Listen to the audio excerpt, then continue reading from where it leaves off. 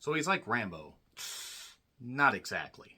The Retirement Plan was written and directed by Tim Brown and has Nicolas Cage, living caveman himself, Ron Perlman, Jackie Earle Haley, who was Freddy Krueger in the 2010 version of Nightmare on Elm Street. You know, that movie that nobody could have saved. Nobody. Jackie did his best. He was no Robert Englund, and they doomed him to basically be made fun of, despite the fact he did the best he could. And it has various other people in this cast. That's a loaded goddamn cast. Grace Byers from The Blackening. And she is just getting more and more roles. I'm so glad for that, because she is really quite good. Joel David Moore, and from Twilight, Ashley Greene.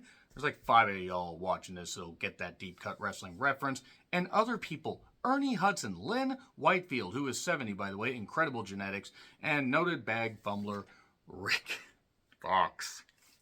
Remember Rick Fox was married to Vanessa Williams and fumbled her. You fumbled Vanessa fucking Williams, Rick Fox. You fucking idiot. You dribbled your way out of that goddamn thing. You're Rick Fox. She's Vanessa fucking Williams with just absolutely captivating eyes and a gorgeous voice and just looks great. And you fumbled her. You fucking idiot. I don't know why. I don't know why Rick Fox is getting so much venom, but yeah, I'll never understand that. So the plot of this movie, such as it is, involves Ashley Greene as Ashley. So apparently it's either typecasting or they just weren't convinced she could remember another name. Her and her daughter, Sarah, I will say the little girl playing her daughter is fine in this. She does fine as a kid actor. And basically, the husband, so Sarah's father, gets him in a world of shit for some reason.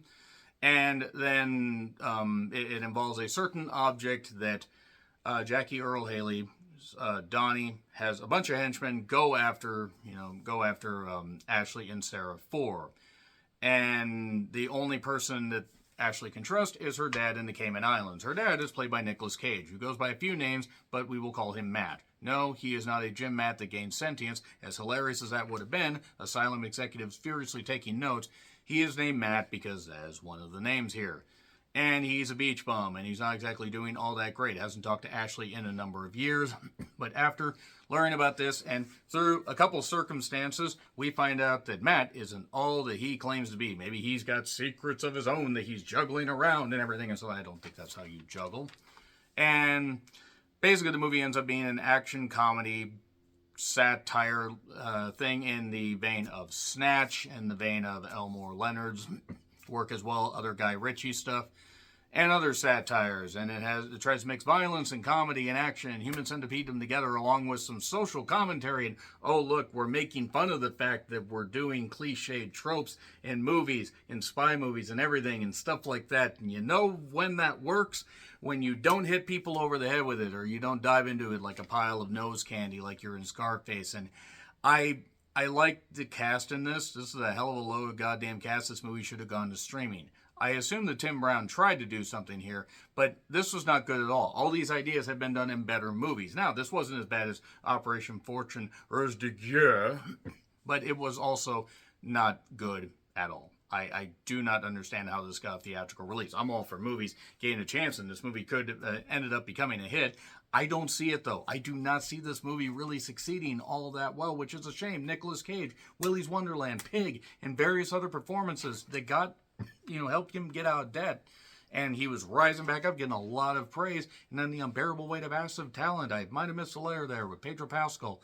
He was great in that, and I was looking forward to this because I knew nothing about it. I hadn't seen a trailer. I'd only seen the poster. And I was like, fine, I'll dive into it. It's rare I don't see a trailer for something. And within the first 15 minutes, I knew that this wasn't going to be good because it tries to be serious but also satirical and doesn't do either of them well. The violence is okay, but we've seen it done better in other movies. Nicolas Cage, when he's on screen, or Ron Perlman's on screen, with Sarah, City of Lost Children like thing there, they were doing some good. There were a couple good things about this. Ashley Greene, she was better than Twilight, I'll just say. She wasn't really all that great here. She also wasn't given a lot to do. Ernie Hudson was in this. I did not know that Ernie Hudson was still alive, by the way. And yeah, I just, again, Rick Fox, I will not understand fumbling Vanessa Williams. That being said, Grace Byers, sweet Christ on a goddamn cracker, Grace Byers looked great here. I mean, she looks great anyway. She looked, my God, she's almost 40 and looks late 20s. So incredible genetics there. Great stuff.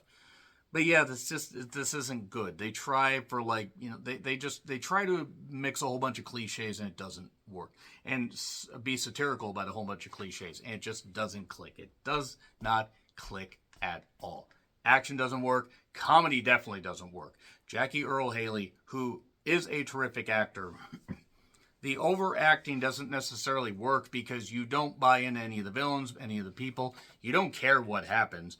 And none of this stuff actually ends up clicking or even half clicking or even somewhat coming together. It's like two magnets pushing each other apart. That's just what it comes down to. So basically, in brief, it's not very good and should have gone right to streaming. And apparently has a $40 million budget. And I would like to know, besides the cast, where the fuck that budget went. Because it didn't go to any of the special effects or the fights or whatever. The makeup effects were all right. But yeah, anytime this movie seemed to want to dive into the stupid nature of it, it pulled back. And that was disappointing. Like, you can't have it both ways. Just fully cook it on this side, and maybe the other side will offset, or cook the whole goddamn thing and find a balance. They just couldn't find a balance. And that was the most disappointing thing about it. So it's in theaters if you want to check it out. Give it a shot.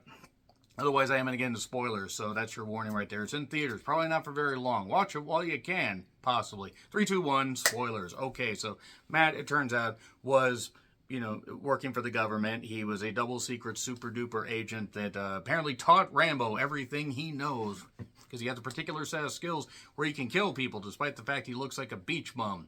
And he decides to do this and break out these skills using a dumbbell, hitting some guy over the head after some guy and Ron Perlman come in and talk to him. And then Sarah ends up having the hard drive. It's a hard drive. That's what it is, a little flash drive thing.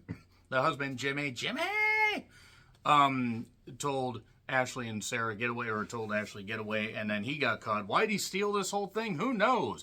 We really don't find out why, but maybe he was paid off by one particular person. It was because they try all this super duper double. They try all that and it doesn't work. It doesn't work. Nicolas Cage tries. Him and Matt and Sarah have okay chemistry as far as characters. Ron Perlman, in fact, actually, the bright spot of the goddamn movie may have been the little girl who played Sarah. Hopefully she gets some other roles. She sticks with this. She's a natural. But yeah, Grace Byers, my God, Grace Byers looked incredible. The first time I saw her, I said, that cannot be, that is the same person. I mean, she looked, don't get me wrong, beautiful woman, but she looked totally different in the blackening. And just looks, my God. But anyway, it turns out she's running the whole goddamn thing, and Donnie is her underling. And people keep getting sent there, oh, what's your purpose, business or pleasure? It's like Snatch, You got any tips? Yeah, don't go to England. Except Dennis Farina's nowhere near this goddamn thing. I think he's dead too, so that would actually make sense. I hope. If he's not, I do apologize. But it tries to be something that it's not. It's not funny enough to be satirical. It's not serious enough to be something that you can buy into with these characters. It's not action-oriented enough to be cool. It tries to have it all different ways, and it doesn't work. It does not work at all.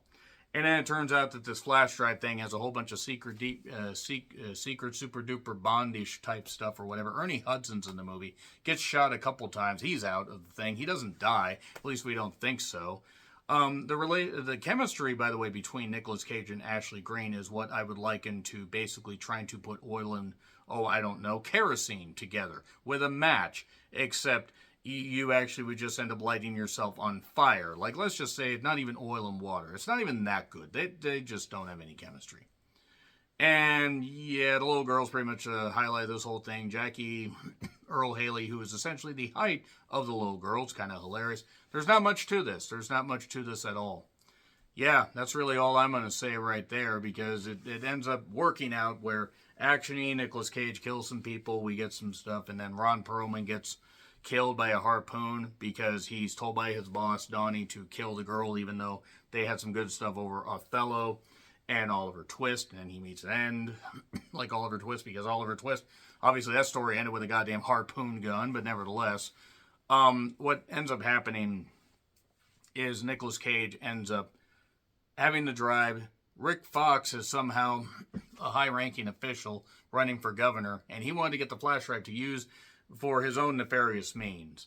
And also Len Whitefield is a former boss of Nicolas Cage's. It does not play to the strengths of the cast and fails miserably on pretty much every front. So yeah, I'm sorry, but despite this movie, trying it in a couple bright spots, it gets an F. It's lazy. It's very lazy. It's not good.